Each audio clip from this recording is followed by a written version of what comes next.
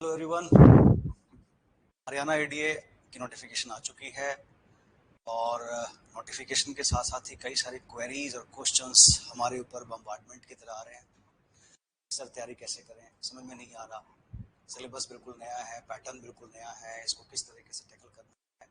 हमने तो जीके पढ़ा ही नहीं है, हिस्ट्री, ज्योग्राफी, पॉलिटी, इकोनॉमी हमें फिर से करना पड़ेगा। तो सबसे पहले मैं आपको ये बता दूं कि जनरल अवेयरनेस जो है वो इतना मुश्किल नहीं है जितना मुश्किल इसको हम समझ रहे हैं। डेफिनेटली पहली बार ऐसा हुआ है हरियाणा में कि पूरा का पूरा पैटर्न जो है प्री का वो एक नए तरीके से जो है उसका सिलेबस तैयार किया गया है। लेकिन हमें इन सभी चीज़ों के लिए तैयारी करनी होगी क्योंकि हमें एक अच्छी पोस्ट के लिए जाना है, हमें एडीए क्वालिफाई करना है। तो सबसे पहली जो बात यहाँ पे आती है कि ये जो नया सिलेबस है इसकी तैयारी कैसे की जाए, इसको किस तरीके से मैनेज किया जाए, क्योंकि एक्सपेक्टेड जो डेट है इस एग्जामिनेशन का, प्रीलिम्स का, वो अप्रोक्सीमेटली नवंबर दिसंबर के आसपास का माना जा रहा है।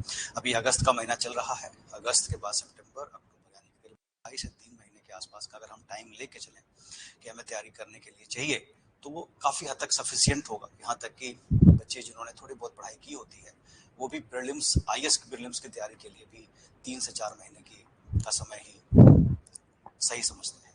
वैसे तो किसी भी कंपटीशन की तैयारी करने के लिए कितना भी समय मिले कम होता है, लेकिन 3 महीने का समय आई थिंक अप्रोप्रिएट होगा।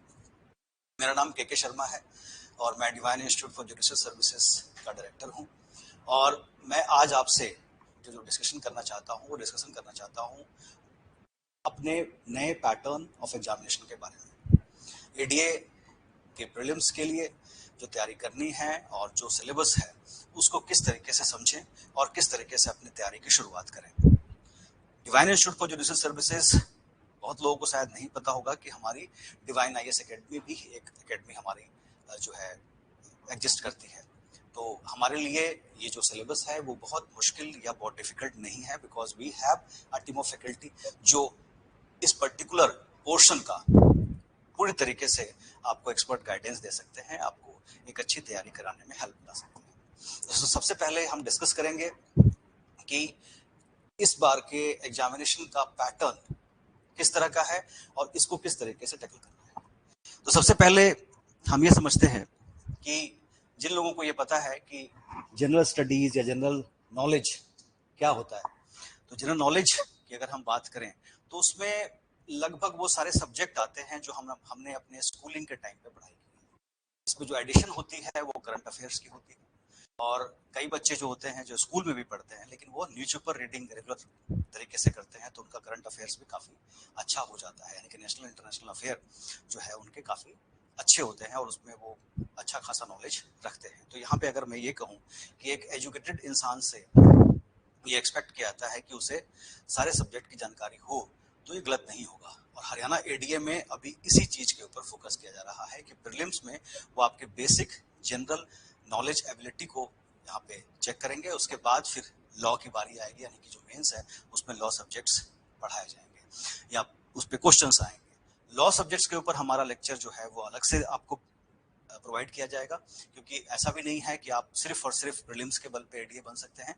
आपको अपनी तैयारी जीके के लिए भी और साथ में लॉ के लिए भी, जो मेंस है आपका पेपर होगा उसके लिए भी साथ के साथ करनी पड़ेगी। ऐसा आप की शुरुआत में सिर्फ और सिर्फ प्रीलिम्स की तैयारी करें और जब मेंस का टाइम आए तो सिर्फ मेंस की तैयारी करें। ये हो सकता है कि आप में से कई लोग हैं जिन्होंने अपनी लॉ की तैयारी काफी अच्छी की होगी, जुडिशरी की तैयारी कर रहे हों या पहले से भी एडीए की तैयारी कर रहे हों, तो उनकी तैयारी अच्छी होगी। लेकिन ये बात समझ लीजिए कि जब भी हम किसी एग्जामिनेशन की तैयारी करते हैं तो उसकी तैयारी की स्ट्रेटेजी बिल्कुल अलग होती है और उसके लिए हमें अलग तरीके से पढ़ाई करनी पड़ती है। तो सबसे पहले हम देखें कि हमारे सिलेबस में है क्या। पहला टॉपिक जो आपको यहाँ कवर करना होगा वो है history of India. History of India हम सबने पढ़ा है, एंशिएंट, मेडिएवल, मॉडर्न। इसमें एडिशन क्या किया गया है, जैसा कि यूपीएससी भी करती है, वो है आर्ट एंड कल्चर।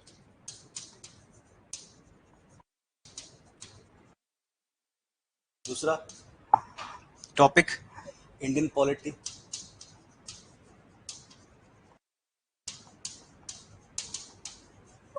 आप में से जिन लोगों ने भी सिविल सर्विसेज की तैयारी की होगी स्टेट लेवल पे या यूपीएससी के लेवल पे, उनको पता होगा कि ये क्या है। जिन लोगों ने बिल्कुल तैयारी नहीं की है इस तरह के एग्जामिनेशंस की, उनके लिए थोड़ी सी परेशानी होगी, लेकिन ये टैकल किया जा सकता है। तो अगर हम जनरल स्टडीज की बात करें या जीके की बात करें, किसी भी कंपटीशन में जो आता है वो यही है। हिस्ट्री हो गया, इंडियन पॉलिटी हो गया, सेकंड आ गई इकोनॉमी,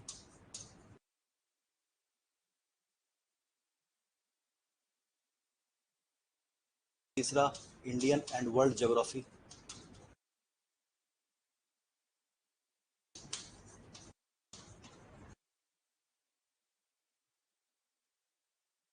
चौथा जनरल साइंस,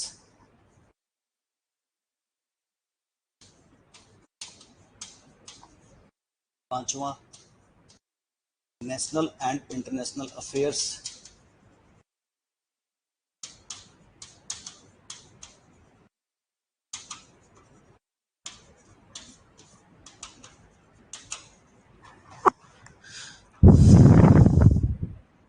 ठीक है।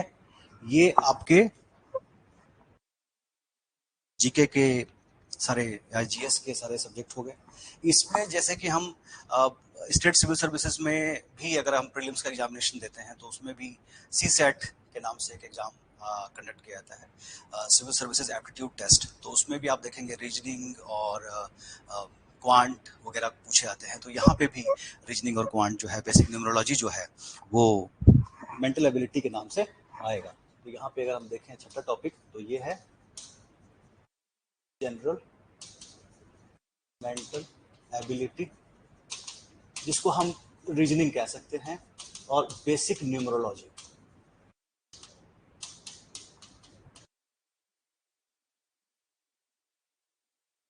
ठीक है, आई होप मैंने कोई सब्जेक्ट यहाँ पे नहीं छोड़ा है। छोड़ा क्या है, जैसे कि अगर आप स्टेट सिविल सर्विसेज की तैयारी कर रहे हैं या किसी भी स्टेट की, अगर आप किसी भी कंपटीशन की तैयारी कर रहे हैं, तो वहाँ पे स्टेट जीके भी पूछा जाता है। तो यहाँ पे हरियाणा जीके भी आपसे पूछा जाएगा।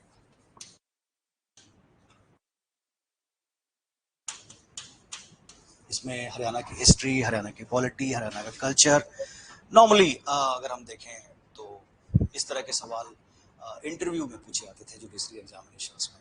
तो यहाँ पे हरियाणा की जीके आपको कवर करनी होगी और काफ़ी हद तक आपको पता भी होगा, लेकिन इसकी तैयारी अच्छे से करनी पड़ेगी क्योंकि इसमें से क्वेश्चंस अच्छे खासे आ सकते हैं। अब इतने टॉपिक में से अगर हम देखें तो करीबन 8 टॉपिक बनता है। इसमें से करीबन हमारे क्वेश्चन जो आने हैं वो आने हैं 100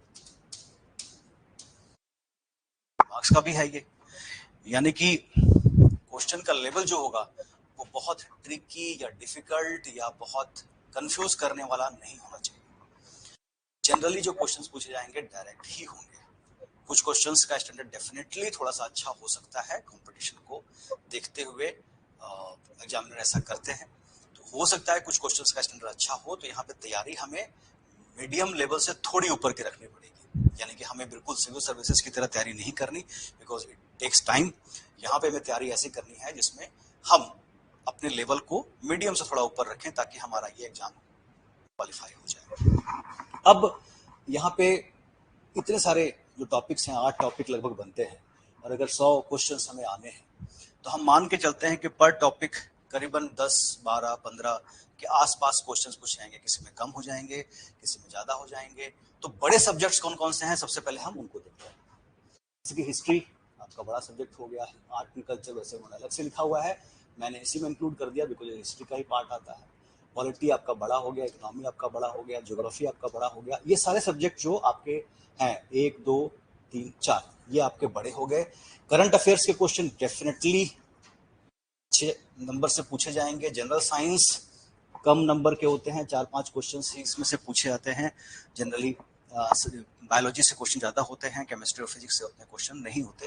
लेकिन हम ये अजम्पशन लेके नहीं चल सकते बिकॉज ये पहली बार हुआ है और हमें ये नहीं पता कि वो किस जगह पे फोकस करेंगे। तो हमें तैयारी अच्छे से ही करनी पड़ेगी। रीजनिंग का अगर हम पार्ट लेके चलें, यानी कि सीसेट, क्वांट का लेके चलें तो इसमें से भी क्वेश्चंस ठीक ठाक नंबर के होने चाहिए। करीबन 10 से 15 क्वेश्चन इसमें से आने के पूरे चांसेस हैं और फोकस हरियाणा जीके पे होगा। तो आप मेरे को ये बोलोगे कि सर आपने सारे ही जो है बड़े सब्जेक्ट में काउंट कर लिए, नहीं, ऐसा नहीं है। बड़े सब्जेक्ट तो ये 4 ये और प्लस यही है, नेशनल इंटरनेशनल अफेयर। बाकी सब्जेक्ट जो हैं उतने बड़े नहीं माने जा सकते क्योंकि उसको उतना ज्यादा नहीं पढ़ना। मैं बड़े सब्जेक्ट का मतलब ये मान रहा हूँ कि सिलेबस बड़ा है, मतलब उसमें बहुत सारे टॉपिक्स आपको पढ़ने होंगे और क्वेश्चंस उसमें से उतने नहीं आएंगे। मतलब अगर 10-15 का भी एवरेज लेके चलें तो अगर मैं हिस्ट्री को लेके चलूँ तो हिस्ट्री में टॉपिक्स बहुत सारे हैं। ज्योग्राफी के लेके चलूँ तो ज्योग्राफी के टॉपिक्स बहुत सारे हैं। इकोनॉमी में भी यही है। इकोनॉमी में ज्यादातर फोकस जो होगा वो करंट इकोनॉमी पे होगा, यानी कि ये अभी के जो इकोनॉमिक डेवलपमेंट है, कौन वर्ल्ड बैंक के हेड हैं, आरबीआई के चीफ कौन है, इस तरह के क्वेश्चन आप ज्यादा एक्सपेक्ट कर सकते हैं। बैंक रेट क्या है, रेपो रेट क्या है, इस तरह के क्वेश्चन आप एक्सपेक्ट कर सकते हैं। इसमें बहुत ट्रिकी क्वेश्चंस जो हैं वो आने के मुझे नहीं लगता कि इसकी उम्मीद हम कर सकते हैं। तो यहाँ पे हम सबसे पहले बात करेंगे एक एक करके। आज जो हम डिस्कस करने जा रहे हैं आपसे वो डिस्कस करेंगे सबसे पहले हिस्ट्री ऑफ इंडिया की एंड आर्ट एंड कल्चर की, ताकि उसमें से आपकी क्लैरिटी बन जाए कि हाँ मुझे ये पढ़ना है और मुझे इसको इस तरीके से तैयार करना है ताकि इसमें से आए हुए क्वेश्चंस को मैं आसानी से सॉल्व कर सकूं। अब यहाँ पे सवाल ये उठता है कि हिस्ट्री तो बहुत बड़ा है, अब हिस्ट्री में टॉपिक्स ही बहुत सारे हैं, तो इसको तैयार कैसे किया जाए? क्योंकि अगर हम इसमें ज्यादा फोकस कर देते हैं, सारा सिलेबस बहुत डिटेल में करना शुरू कर देते हैं तो मुश्किल हो जाएगी। बिकॉज हिस्ट्री की सबसे बड़ी परेशानी यही होती है कि इसको पढ़ना तो आसान है लेकिन इसकी रिटेंशन बहुत मुश्किल है, यानी कि उसको याद रखना बड़ा मुश्किल है। तो हिस्ट्री को किस तरीके से टैकल करना है, किस तरीके से समझना है, सब सिलेबस को समझने की कोशिश करते हैं और उसके बाद हम डिस्कस करेंगे कि इसकी तैयारी किस तरीके से होनी चाहिए। तो सबसे पहले हम डिस्कस करते हैं यहाँ पे हिस्ट्री एंड कल्चर को। History of India and art and culture. History of India को अगर हम देखें तो ये आप सबको पता है कि नॉर्मली 3 पार्ट में डिवाइड होता है। पहला ancient Indian history,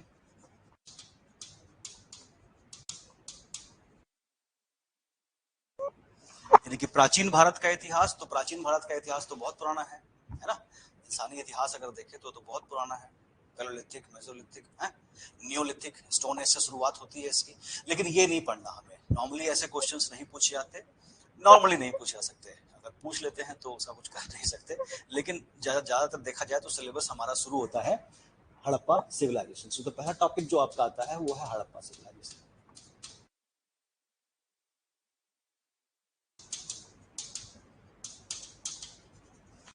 Harappa civilisation, Harappa civilisation क्या है? हड़प्पा सिविलाइजेशन अगर हम ध्यान से देखें तो एक सिटी सिविलाइजेशन थी जो आज से करीबन 5000 साल पहले डेवलप हुई थी। इस टेरिटरी में, इंडिया के नॉर्थ वेस्ट टेरिटरी में, जहां भी पाकिस्तान भी शामिल था क्योंकि उस टाइम पे पाकिस्तान अलग नहीं हुआ था हमसे, तो उस टाइम पे वो टेरिटरी जो थी, यानी कि आप मान के चलें कि ईरान पाकिस्तान का जो बॉर्डर है वहां से लेके ईस्टर्न यूपी और नॉर्थ में जम्मू से लेकर के महाराष्ट्र तक के टेरिटरी को आप हड़प्पा सिविलाइजेशन का एक टेरिटरी मान सकते हैं। तो हड़प्पा सिविलाइजेशन इसलिए इंपॉर्टेंट है बिकॉज हड़प्पा सिविलाइजेशन हमारी सबसे शुरुआती सिविलाइजेशन है और ये एक सिटी सिविलाइजेशन थी जिस टाइम पे दुनिया के बहुत ही कम सिविलाइजेशंस को हम बहुत डेवलप्ड मान सकते थे, उसमें से हमारी एक सिविलाइजेशन आती है। तो इसीलिए इसकी इंपॉर्टेंस काफी बढ़ जाती है।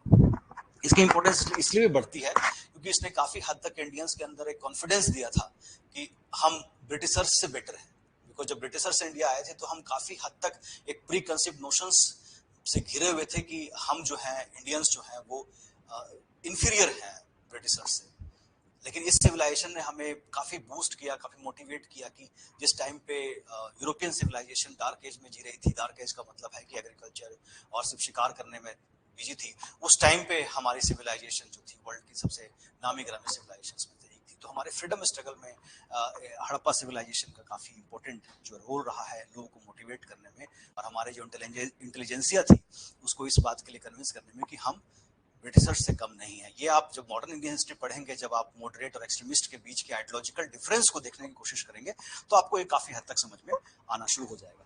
तो हड़प्पा सिविलाइजेशन एक सिटी सिविलाइजेशन थी, शहर बसे हुए थे, हड़प्पा, मोहनजोदाड़ो, है ना, कालीबंगा, लोथल, तो इस तरह के जो शहर थे हमें सबसे पहले ये समझना होगा कि हड़प्पा सिविलाइजेशन कहाँ से कहाँ तक की इसकी टेरिटरी थी, मेन सिटीज कौन कौन से थे, इनके सिटी थी तो सिटी के क्या क्या मेजर फीचर्स थे, इनकी सड़कें कैसी थी, इनके घर कैसे बने हुए थे, है ना, इनका जो वाटर हार्वेस्टिंग था वो किस तरीके से था, ये अपनी कंस्ट्रक्शंस किस तरह से किया करते थे, इनकी ब्यूटिफिकेशन करने के लिए वो क्या क्या चीजों का इस्तेमाल करते थे, वहाँ के लोग किस तरह के कपड़े पहनते थे, किस तरह की ज्वेलरी पहनते थे, किस तरह का खाना खाते थे, पानी कहाँ से लेके आते थे। तो इस सारी चीजों को हमें यहाँ पे समअप करना पड़ेगा, लेकिन लिमिटेड मैनर में, उतने में जितने में हमारा काम बन जाए।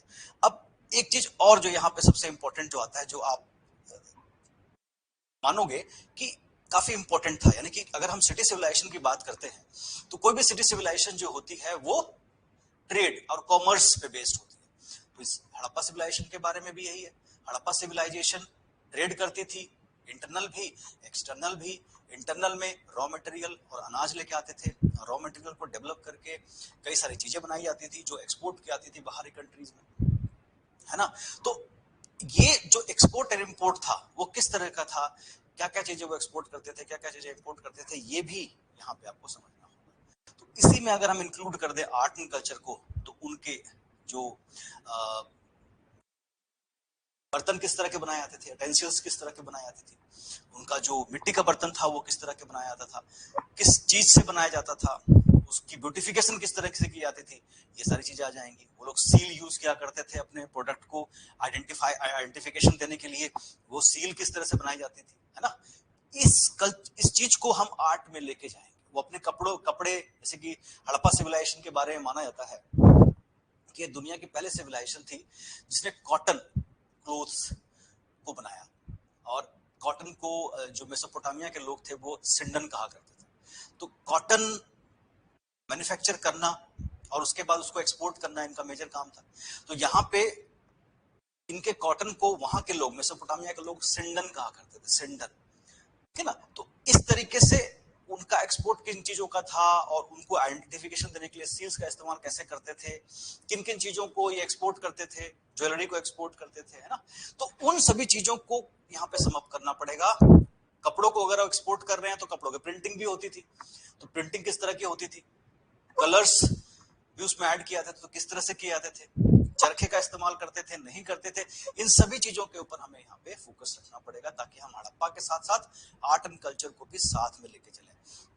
अलग से तो करना पड़ेगा थोड़ा बहुत, लेकिन अगर हम हिस्ट्री के साथ साथ ही आर्ट एंड कल्चर को लेके चलेंगे तो हमें उतना बर्डन फील नहीं होगा और साथ में ही दोनों टॉपिक हमारे कवर हो सकते हैं। सेकंड आता है पार्ट आपका, सेकंड पार्ट आपका आता है Vedic and later Vedic period. ये करीबन 3000 बीसी से लेके 1750 बीसी तक का टाइम आप हड़प्पा का मान सकते हैं। अर्ली हड़प्पा को तो हम 6000 बीसी से लेके चलते हैं, क्योंकि ये नियोलिथिक एज यानी कि नवपाषाण काल का एक नया एज जो हड़प्पा के रूप में हमें दिखाई देता है, यानी कि नवपाषाण काल या नियोलिथिक एज आगे जाके डेवलप हुआ मेटल एज में, जिसमें हम देखते हैं कॉपर का इस्तेमाल किया गया, ब्रॉन्ज का इस्तेमाल किया गया। इसलिए कई बार हड़प्पा सिविलाइजेशन को चालकोलिथिक भी कहा जाता है, ब्रॉन्ज सिविलाइजेशन भी कहा जाता है। तो वो अलग बात है जो हम डिस्कस बाद में करेंगे। फिलहाल अभी हम डिस्कस करते हैं कि इसका टाइम ड्यूरेशन क्या है। तो नॉर्मली जो मेच्योर हड़प्पा थी उसकी 3000 से लेकर 1750 बीसी तक का टाइम माना जाता है, जो हिस्टोरियंस अभी तक मानते आ रहे हैं। और इसके बाद इसका डिक्लाइन जो है वो स्टार्ट हो जाता है। डिक्लाइन यानी कि सिविलाइजेशन किस तरह से डिसइंटीग्रेट हो जाती है, बढ़ जाती है, बिखर जाती है और अपना एग्जिस्टेंस जो है वो खो देती है। उसके बाद जो नेक्स्ट टॉपिक हमारा आता है वो आता है Vedic and later Vedic period. Vedic period का टाइम जो है नॉर्मली यहाँ माना जाता है 1500 BC to 1000 BC before Christ. जो हम टाइमलाइन हिस्टोरिकल जो डिफाइन करते हैं बीसी और एडी करते हैं ना। और लेटर वैदिक पीरियड जो है वो यहाँ पे आपका 1000 BC से लेकर के करीबन 600 BC तक माना। तो वैदिक पीरियड क्या है? वैदिक पीरियड वेद, वेद मतलब ज्ञान। तो ज्ञान किसका है? ज्ञान है ज्ञान का ज्ञान।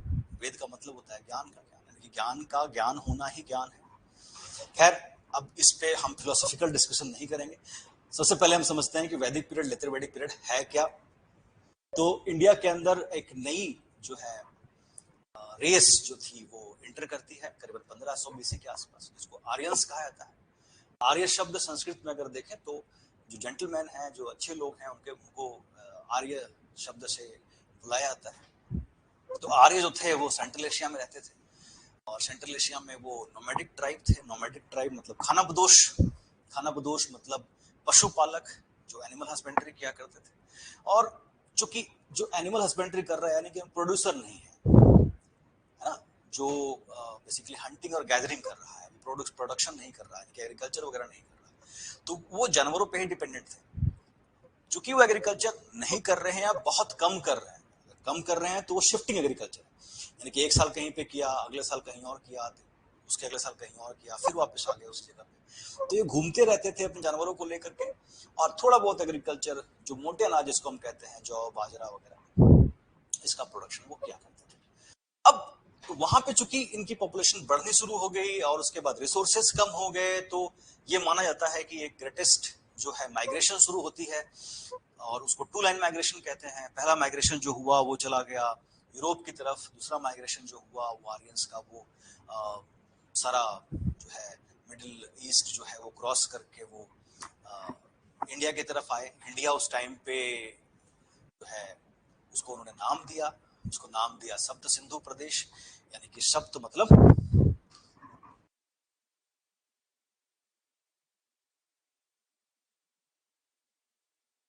सप्त मतलब 7, और सिंधु मतलब यहाँ पे आएगा आपका 7 नदियों की जगह, सप्त सिंधु प्रदेश। ये जगह उनके लिए बड़ी डिफरेंट थी, है ना। वो जब यहाँ पे आए तो पाकिस्तान, प्रेजेंट पाकिस्तान, अफगानिस्तान और इंडिया का जो वेस्टर्न यूपी तक की टेरिटरी थी, वहां तक वो पहुंचे। और ये जो वहां उस पर्टिकुलर टेरिटरी तक पहुंचे, तो उस टाइम की जो कहानी है वो वैदिक एज में आपको देखने को मिलती है। इसका सोर्स एक ही है, वो है ऋग्वेद।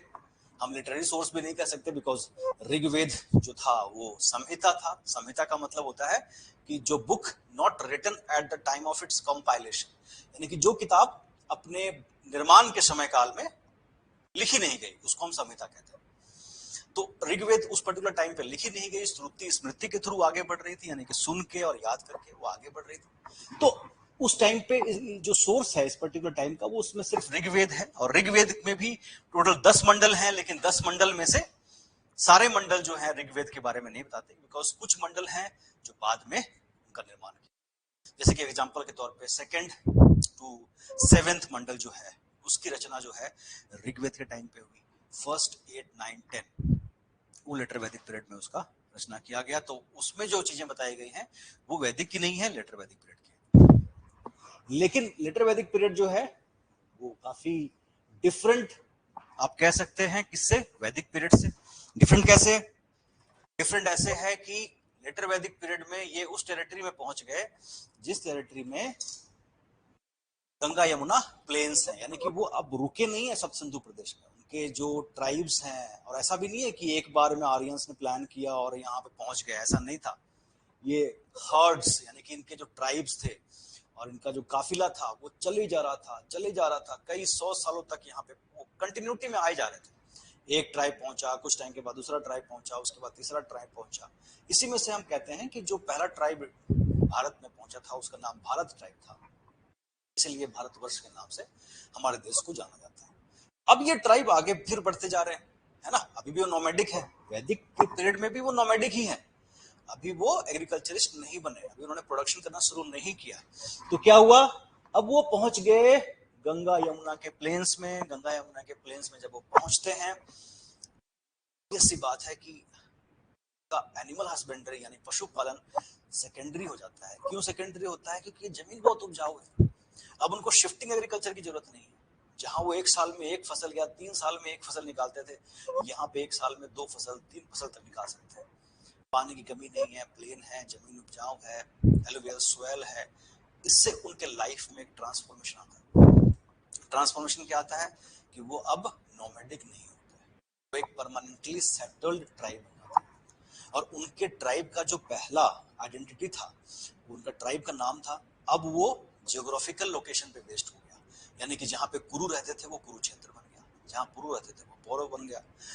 इस तरीके से अलग अलग ट्राइब्स जहां जहां रहने लगे, उनकी जो आइडेंटिटी थी वो जियोग्राफिकल हो गई और वो सेटल होकर के रहने लगे।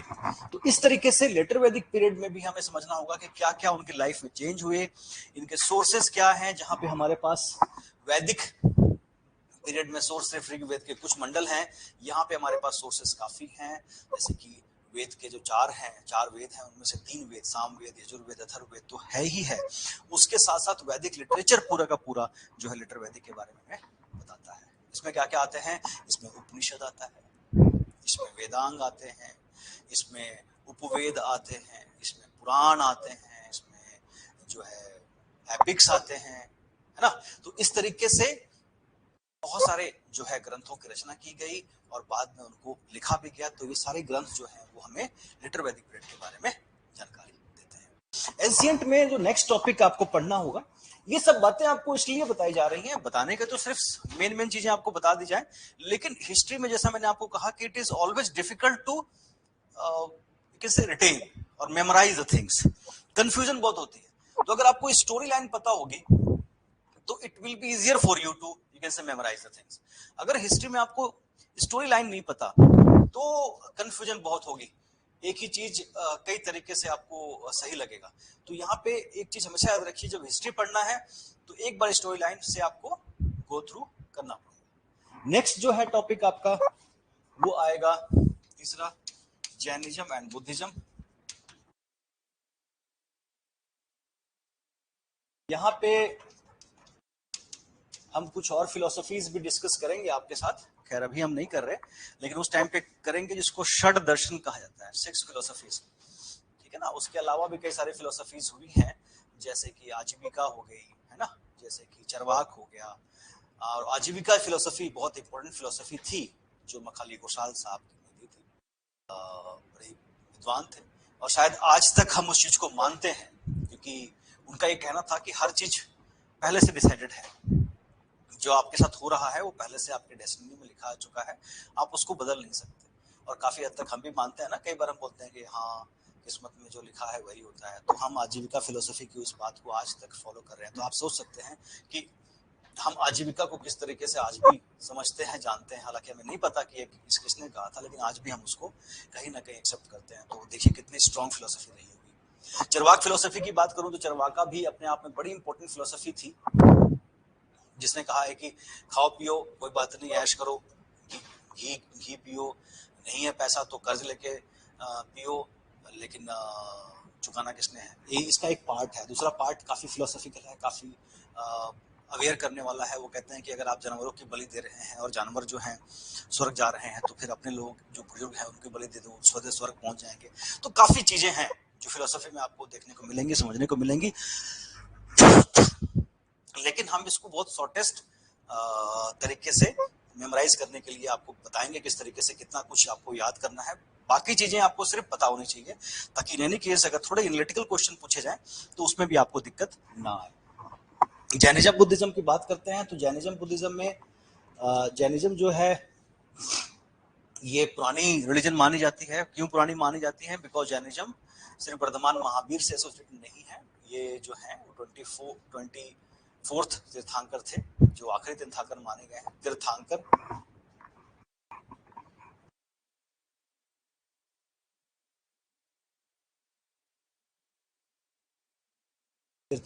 तीर्थ का मतलब होता है वो जगह जहां से आप इस दुनिया से दूसरी दुनिया में जाते हैं, और नदी का वो स्थल जो छिछला होता है जिसको आप पार कर सकते हैं बिना किसी सहारे के। और तीर्थंकर का मतलब वो गुरु जो आपको नेक्स्ट आपके लाइफ के लिए आपको प्रिपेयर करते हैं। तो तीर्थंकर जो है जैन धर्म में बड़े इंपॉर्टेंट माने गए हैं। ऋषभ देव पहले तीर्थंकर थे, और ये भी माना जाता है कि पहले और 22वें तीर्थंकर अनिष्ट नेमी जो थे, उनके बारे में ऋग्वेद में भी जो है श्लोक लिखे गए हैं, उनको उनके बारे में बताया गया है। तो ये काफी हद तक आप मान सकते हैं कि वैदिक रिलीजन के साथ साथ ही पैरेलल चला। हालांकि इसकी पॉपुलैरिटी इसके 23rd और 24th तीर्थंकर यानी कि पार्श्वनाथ और महावीर के टाइम पे ही हुई है, ठीक है ना। तो ये जैनिज्म जो है आपको उसमें इस तरीके से समझना होगा कि जो जैनिज्म की जो टीचिंग्स है, जैसे कि सत्य, अहिंसा, अस्तेय, अपरिग्रह और ब्रह्मचर्य, सत्य मतलब झूठ नहीं बोलना, अहिंसा का मतलब किसी का नुकसान नहीं करना, अस्तेय मतलब जो है चोरी नहीं करना, अपरिग्रह मतलब चीजें इकट्ठी नहीं करना। तो सत्य, अहिंसा, अस्तेय, अपरिग्रह, ये चार जो टीचिंग है ये पार्श्वनाथ जी ने दी थी। इसमें पांचवा जो टीचिंग था वो था ब्रह्मचर्य, उसको वर्धमान महावीर जी ने ऐड किया था। तो इस तरीके से जैनिज्म आपको पढ़ना होगा, जैनिज्म की शिक्षाएं आपको समझनी होंगी, गॉड में विश्वास करते थे नहीं करते थे, कास्ट सिस्टम के बारे में क्या कहा क्या नहीं कहा, इन सभी चीजों के बारे में आपको यहाँ पे समझना होगा। त्रिपिटक क्या होता है, सम्यक ज्ञान, सम्यक दर्शन, सम्यक विश्वास क्या होता है, इन सभी चीजों को आपको समझना होगा, बिकॉज इसमें से क्वेश्चंस पूछे जा सकते हैं। और ये हिस्ट्री का भी पार्ट है और आर्ट एंड कल्चर का भी पार्ट है, यानी कि कल्चर में भी पूछा जा सकता है। Same with Buddhism, Vardhaman Mahavir की लाइफ, वर्धमान महावीर की टीचिंग्स, ठीक है ना, चार आर्य सत्य, ये सब कुछ आपको समझना होगा, जानना होगा। मध्य मार्ग क्या होता है ये जानना होगा, है ना, इनके अलग अलग लिटरेचर कौन कौन से हैं वो आपको समझना होगा। तो इस तरीके से जो है सारी चीजों को एक बार समअप कर लेंगे, क्योंकि जैनिज्म और बुद्धिज्म में जो ज्यादातर क्वेश्चन पूछे आते हैं वो उनकी टीचिंग से होते हैं, उनके लिटरेचर से पूछे आते हैं, और उनका सबसे इम्पोर्टेंट जो है वो है उनका कंट्रीब्यूशन। कंट्रीब्यूशन कई चीजों में है, जैसे कि एजुकेशन। तो एजुकेशन में आप देखेंगे जितने भी पुरानी यूनिवर्सिटीज थी वो सारी यूनिवर्सिटीज ये बौद्ध या जैन मठ ही थे, चाहे नालंदा यूनिवर्सिटी हो या विक्रमशिला यूनिवर्सिटी हो या कोई भी यूनिवर्सिटी हो, ज्यादातर ये बौद्ध जैन मठ थे। सिर्फ जो है तक्षशिला यूनिवर्सिटी जो थी वो डिफरेंट थी, बाकी सारी यूनिवर्सिटीज में आप देखेंगे कि जैन और बौद्ध मठों में ही इनका कंट्रीब्यूशन रहा। आर्ट एंड कल्चर में काफी इनका कंट्रीब्यूशन रहा, है ना, जैसे कि गौतम बुद्धा के जो महायान सेक्ट जो था, जिसमें गौतम बुद्ध को अजय आदि बुद्धा मान करके उनकी पूजा की गई और उनके मूर्तियां बनाई गई। तो उसमें आपका स्कल्पचरल आर्ट जो था वो अलग अलग स्टेजेस से गुजरा, जिसमें हम सबसे पहला देखते हैं कुशाना स्कूल ऑफ आर्ट या मथुरा स्कूल ऑफ आर्ट, फिर गंधारा स्कूल ऑफ आर्ट, उसके बाद हम देखते हैं गुप्ता स्कूल ऑफ आर्ट। तो उनका कंट्रीब्यूशन काफी रहा। और इवन आप मौर्य एज में अगर आप जाते हैं तो मौर्य एज में भी जो अशोका के टाइम पे पिलर्स बनाए गए, पिलर्स कैपिटल बनाए गए, वो पिलर्स कैपिटल आप देखते हैं कि आज हमारा नेशनल एम्बलम भी है, तो वो भी कहीं कहीं ना कहीं बौद्ध धर्म का ही कंट्रीब्यूशन है, बौद्ध स्कूल ऑफ आर्ट का ही एक हिस्सा है। स्तूपास जो बनाए गए बौद्ध स्कूल ऑफ आर्ट का हिस्सा है। तो इस तरीके से इनके कंट्रीब्यूशंस के ऊपर भी क्वेश्चंस पूछे जा सकते हैं और उनको आपको तैयार माइल्ड वे में करना पड़ेगा। तो ये हो गया तीसरा पार्ट, जैनिज्म बुद्धिज्म। चौथा आता है आपका मौर्याज।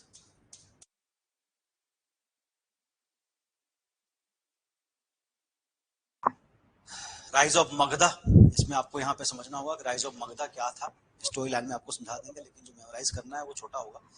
राइज ऑफ मगधा में आप देखेंगे कि टोटल 16 महाजनपद जब आर्य यहाँ पे आए तो सबसे पहले उनको जना कहा गया। जना मतलब ट्राइब, जना गना मना आप सुनते हैं ना, तो जन मतलब ट्राइब होता है, कबीला। जिस जगह पे आके, जैसे मैंने आपको कहा कि ज्योग्राफिकली वो सेटल हो गए और एक जगह पे रहने लगे, तो उसको कहा गया जनपद। जनपद, जहां जन ने अपना पैर रख दिया, जनपद। तो जब कई सारे जनपद इकट्ठे हो गए तो उनको क्या कहा गया, महाजनपद,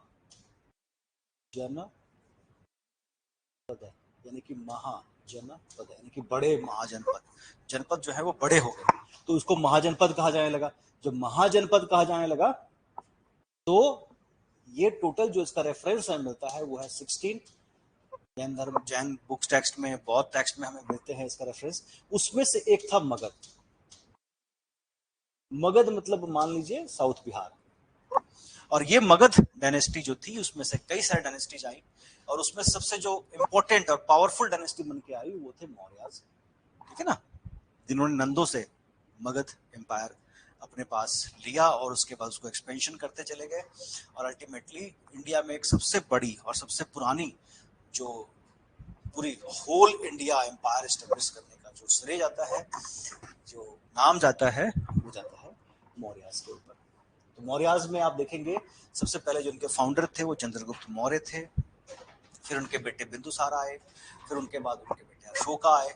अशोका को हालांकि काफी स्ट्रगल करना पड़ा, 4 साल का टाइम लगा, लेकिन अशोका जो थे वो हिस्ट्री में ग्रेट अशोका के नाम से जाने जाने लगे। उनका क्या धम्मा था, उनके क्या टीचिंग्स थी, उनकी क्या क्या कॉन्ट्रीब्यूशंस थी, वो सब आपको पढ़ना होगा, समझना होगा। उसमें से कुछ एक क्वेश्चंस पूछे जा सकते हैं, बहुत क्वेश्चंस इसमें से उम्मीद हम नहीं करते।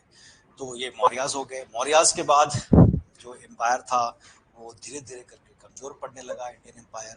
और उसके बाद जैसे ही आपको पता है कि एम्पायर कमजोर पड़ता है तो कई तरह के इन्वेजन शुरू होते हैं। इसके बाद आप देखेंगे कि मौर्य के बाद शुंग एम्पायर आया, फिर कन्वा आया है, और उसके बाद फिर कन्व जो थे वो काफी टाइम तक जो है लंबा एम्पायर अपना टाइम ड्यूरेशन वो मेंटेन नहीं कर पाए और फॉरेन इन्वेजन हो गया, ग्रीक इन्वेजन हो गए। ग्रीक के बाद पार्थियंस आए यानी कि ईरानियंस आए, उसके बाद शकाज आए। शकाज बेसिकली चाइनीज ट्राइब था जिन्होंने शकों ने काफी लंबे समय तक यहाँ पे मारकाट मचाया, काफी टेरिटरी के ऊपर कब्जा किया। शकों का ही एक फैमिली लाइन था जिसको कुषाण कहते थे। तो यहाँ पे जो पोस्ट मौर्य है उसमें आपको यहाँ पे थोड़ा सा देखना पड़ेगा क्योंकि कुषाण की इंपॉर्टेंस है यहाँ पे। कुशाना जो थे उनका, जैसे मैंने आपको बताया, कुशाना स्कूल ऑफ आर्ट यहाँ डेवलप हुआ। तो कुशाना और Gandhara school of art Kushan empire के टाइम पे डेवलप हुआ। तो कुशाना जो थे उनका जो कैपिटल था वो मथुरा था इधर ईस्ट में, और वहां पे नॉर्थ वेस्ट में एक अलग था, ठीक है ना। तो ये दो दो इनके कैपिटल्स थे और इनका काफी इन्फ्लुएंस जो था यहाँ पे इंडिया में रहा। और इंडिया में इन्होंने जो पॉपुलराइज किया था वो बौद्ध का महायान। बौद्ध धर्म में दो पार्ट हो गए थे, हीन यान और महायान। यान मतलब यहाँ पे प्लेन नहीं होगा, यान मतलब यहाँ पे चक्का। तो महायान यानी कि बड़ा चक्का, और छोटा यान मतलब हीन यान मतलब छोटा चक्का। तो हीन यान जो थे वो गौतम बुद्ध को एज ए टीचर मानते थे, कोई अवतार नहीं मानते थे। लेकिन महायान वाले गौतम बुद्ध को आदि बुद्ध के अवतार मानते हैं कि वो हर समय अलग अलग रूप में पैदा लेकर के जो लोग हैं उनके दुखों का निवारण करते हैं। तो ये महायान सेक्ट को यहाँ पे डेवलप कराया और इसी से शुरू होती है बेसिकली गौतम बुद्ध की मूर्तियां बननी और उनकी पूजा होनी। तो ये पार्ट आपको यहाँ पे थोड़ा सा इम्पोर्टेंट है हिस्ट्री के पॉइंट ऑफ व्यू से भी और आर्ट एंड कल्चर के पॉइंट ऑफ व्यू से, तो इसको यहाँ पे करना होगा। कुशानास के बाद यहाँ पे एकदम इमिडिएटली आ जाते हैं गुप्ताज।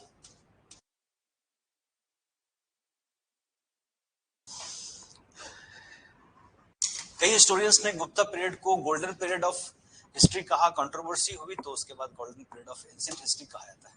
क्योंकि इस टाइम पे गुप्ता पीरियड में आप देखेंगे कि हर तरीके की डेवलपमेंट हुई। ट्रेड एंड कॉमर्स काफी बढ़ा, गुप्ता एम्पायर काफी पावरफुल एम्पायर था, तो ऑब्वियस है कोई इन्वेजन नहीं हुआ, कोई अटैक नहीं हुआ। हालांकि गुप्ता पीरियड के लेटर फेजेस में हुना इन्वेजन तो था, सेंट्रल एशिया के ट्राइब था, उसने काफी तंग किया और इसको डिस्ट्रॉय भी कर दिया। गुप्ता एम्पायर अल्टीमेटली खत्म जो हुआ स्कंदगुप्त कुमारगुप्त के बाद, वो उसके बाद हुना एम्पायर इन्वेजन के कारण ही हुआ था। हालांकि इन हुनों को हर्षवर्धन जो वर्धन एम्पायर के किंग थे उन्होंने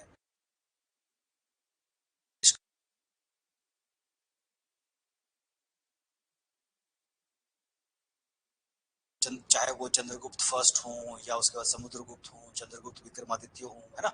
तो इन सबके टाइम पे गुप्ता एम्पायर काफी फ्लरिश हुआ, काफी डेवलप हुआ। और गुप्ता एम्पायर ने गुप्ता इंपीरियलिज्म की शुरुआत करी, यानी कि समुद्रगुप्त ने पूरे साउथ इंडिया को जीता और वहां के जितने भी राजा महाराजा थे उनसे ट्रिब्यूट्स लिए। और सिर्फ जीता ही नहीं, सिर्फ टेरिटरियल एक्सपेंशन नहीं की।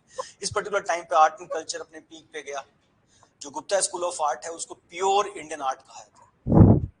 सिर्फ स्कल्पचरल आर्ट ही नहीं, इसमें आप टेम्पल आर्किटेक्चर भी देखेंगे। आर्किटेक्चर, शिखर आर्किटेक्चर आप देखते हैं जो मंदिर बनते हैं, वो सबसे पहले जो फ्लैट रूफ था, फिर बाद में शिखर बनने शुरू हुए गुप्ता स्कूल में ही।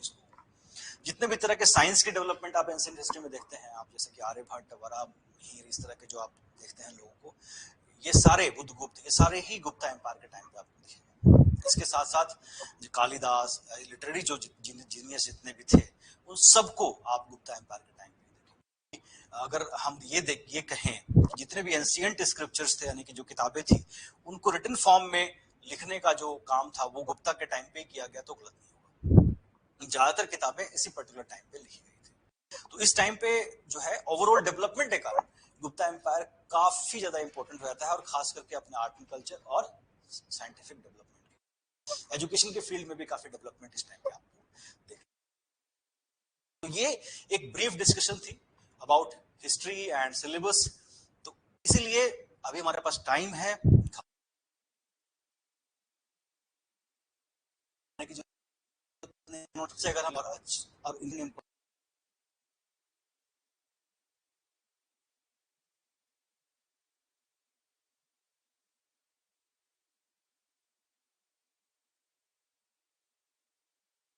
यू नेवर नो कि आने वाले टाइम पे यूनिवर्सिटी में भी जीके को ऐड कर दिया जाए, रीजनिंग को ऐड कर दिया जाए, नहीं पता। दिल्ली में पहले भी आता था और अब भी आएगा, हो सकता है उसका नंबर बढ़ जाए। तो इसलिए तैयारी अपनी इस तरह से कीजिए कि आने वाले कॉम्पिटिशन्स में भी अगर आपको फेस करना पड़े तो आपको तकलीफ ना हो। आई होप आज का ये लेक्चर आपको बेनिफिट देगा और आपको आपकी काफी सारी क्वेरीज भी क्लियर हुई होंगी। अगर आपकी कोई क्वेरी है तो प्लीज हमारे दिए हुए नंबरों पे हमें फोन कीजिए, हमसे पूछिए। आप आना चाहते हैं, you are most welcome. Counselling के लिए आना चाहते हैं, मोस्ट वेलकम। जरूरी नहीं है कि आपको एडमिशन लेना है, अगर आपको सिर्फ गाइडेंस ही चाहिए, आप हमसे बात करना चाहते हैं, you are most welcome for that. Thank you so much and all the best for the examinations. मैं फिर मिलूंगा आपसे मेडिएवल और मॉडर्न के डिस्कशन के लिए। Thank you so much.